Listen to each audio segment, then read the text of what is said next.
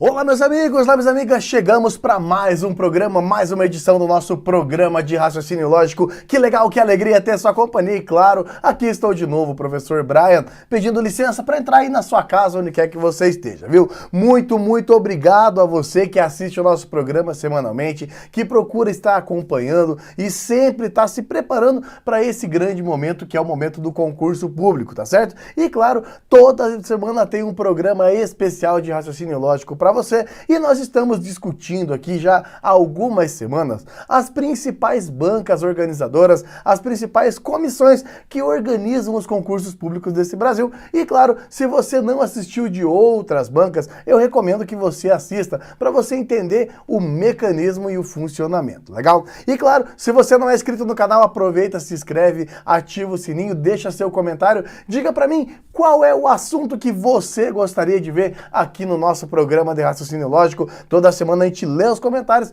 e pinça lá os conteúdos que vão ser futuros programas aqui do canal, beleza? Então, vamos com tudo. Hoje no nosso programa de raciocínio lógico, eu quero falar um pouquinho sobre outra banca organizadora, sobre outra comissão organizadora de concursos, que é a comissão da VUNESP, legal? A VUNESP, ela organiza muitos concursos públicos, mas em especial, ela concentra muito no Sudeste. Então, quando você olha concursos do estado de São Paulo, na sua grande maioria, tem a presença da banca da VUNESP. Concursos municipais, como eu disse, a maior parte dos concursos fica na região Sudeste, mas é lá também que tem maior número de vagas, tá certo? E aí, o que se esperar de uma prova da VUNESP? Qual é a característica? Olha, se você pegar muitos editais organizados pela prova da VUNESP, ela deixa sempre mais ou menos, né? Eu falo mais ou menos porque pode ter variações, mas tem uma linha que é seguida sempre. A maior parte dos editais organizados pela VUNESP, elas vão trabalhar com aquela matemática básica e um pouco de raciocínio lógico. E aí entra o edital de raciocínio lógico matemático. Então, se você está se preparando para concursos estaduais, na sua grande maioria, ou municipais, fique atento com aqueles conteúdos que caem sempre. E eu comento, cara, se cai sempre, vamos aprender definitivamente, vamos resolver o nosso problema e quando o edital abrir, só revisamos o conteúdo. O que você acha da ideia? Aprenda aqueles conteúdos e depois fica só revisando. Mas, Brian, quais são os conteúdos que caem sempre? Vamos lá. Conteúdos que caem sempre em provas da VUNESP. As operações básicas, as principais operações, adição, subtração, multiplicação e divisão, potência e raiz. Cai também equações de primeiro grau, porcentagem, razão, regra de 3. Cai muito também nas provas da VUNESP a história do juros simples. O juros simples, o cálculo de juros, é algo que não é tão sofisticado de aprender e é um conteúdo muito cobrado em provas da VUNESP. E em alguns editais, ele define com mais certeza o que é o raciocínio lógico, em outros editais ele só coloca raciocínio lógico. Ou seja, uma prova da VUNESP passa pelas operações, passa pela matemática básica, passa pela resolução de situações envolvendo equações de primeiro grau e também cai o sistema usual de medidas, ou o sistema decimal, o cálculo de perímetro, a conversão de metro, litros, gramas, noções de volume, como multiplicação, volumes de caixas e coisas do tipo. Então, veja, é uma matemática e um raciocínio lógico que não é tão pesado assim, mas não se engane, não é porque a matéria parece ser fácil que lá na hora da prova o desafio é fácil, não é bem assim, mas é possível dominar assim todo o edital quando o assunto é banca da VUNESP, legal? E quando se fala das questões, do estilo da prova? Bom, a VUNESP é uma prova que é muito fiel àquilo que está no edital.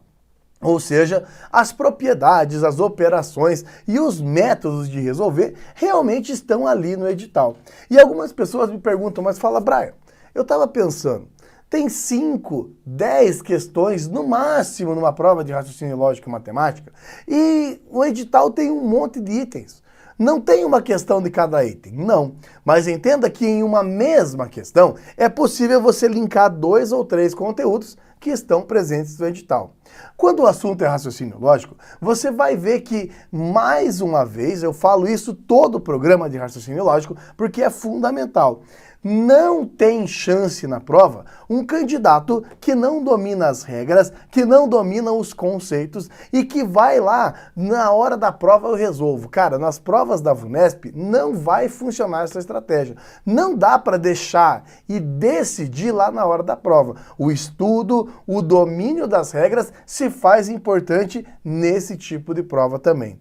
Eu separei aqui para você ver algumas questões e eu quero que você observe que sempre tratam-se de um problema, de uma situação, de uma aplicação. A VUNESP, assim como o CESP, assim como o Getúlio Vargas, assim como a Fundação Carlos Chagas, é uma banca que valoriza muito a resolução de problemas. Ou seja, usar a ferramenta da matemática, usar o raciocínio lógico para resolver questões, tá certo? Quer conhecer tudo sobre a banca da VUNESP? Quer saber todos os detalhes e estudar com questões e colocar em prática esse teu grande projeto? Vem conhecer o Aprova Questões. O nosso site tem muitas questões e é um projeto muito bacana, porque não é só a questão, é a questão resolvida em vídeo. Eu tenho a alegria de fazer e passar por esse processo e fazer parte dessa equipe que resolve as questões. E eu acho fantástico você estudar e já ter a questão resolvida em vídeo. Legal?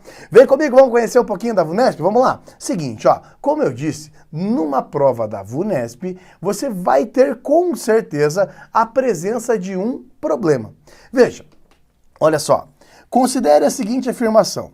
Se Ana e Maria foram classificadas para a segunda fase do concurso, então elas têm chance de aprovação. Então, elas têm chance de aprovação. Assinale a alternativa que contém uma negação lógica para essa afirmação. Já tratamos aqui em outras edições do programa sobre a história da negação lógica. Repare que é um problema, é uma frase tirada, talvez de uma fala, de uma conversa, de um discurso ou de um recorte de texto. O fato é que eu estou com uma situação real.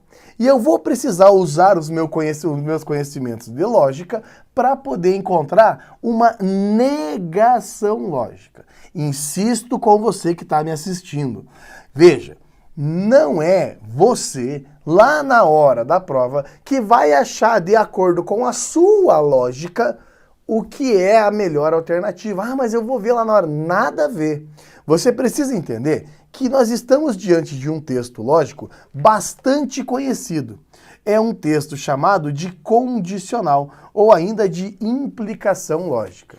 Ou seja, é uma frase do tipo, se tem premissa, a primeira parte, então nós temos a tese, que é a segunda parte. Legal? E para se negar um texto como esse, não é você que cria a regra já está pronta. Lembra? Já ouviu essa regra? Não? Olha que você tem que aprofundar teu raciocínio lógico. A negação de qualquer frase do tipo se P, então que, premissa, então tese, sempre indiscutível é mantenha a premissa do jeito que ela está e negue a tese, ou seja, não aconteceu a tese. Vou escrever com você aqui, ó. A premissa vai se manter igual. Então você vai falar que a Ana e a Maria foram classificadas para a segunda fase do concurso. Legal? Ó. A premissa eu mantive como está. E não aconteceu a tese. Ou seja, elas não têm chance de aprovação. Aconteceu a premissa, mas não aconteceu a tese. A Ana e a Maria foram classificadas e elas não têm chance de aprovação. Olha, mais um destaque aqui, mais um quesito, quando o assunto é prova VUNESP. Repare que a palavrinha e, ela tem como sinônimo o uso da palavrinha mas. Então, o e é a mesma coisa que o mas, já para colocar mais um conceito para deixar você mais longe de acertar a questão. Perfeito? Note, tem que ter um conceito, tem que ter uma regra e você precisa saber essa regra. Senão, você vai lá achando qual é a resposta, não é por aí. Legal? Separei mais uma questão para a gente ver. Olha só, vejamos, ó. Meu pai chegou em casa e disse: meu trabalho é desafiante e requer inteligência e não é desgastante.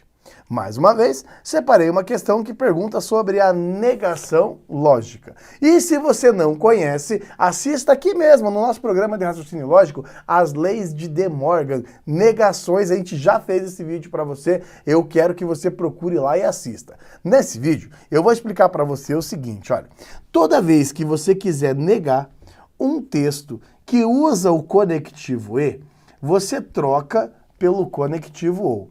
Ou seja, a frase negada vai ficar assim, ó. Meu trabalho não é desafiante.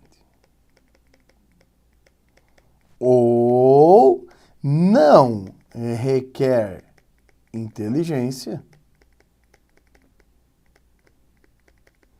Ou é desgastante.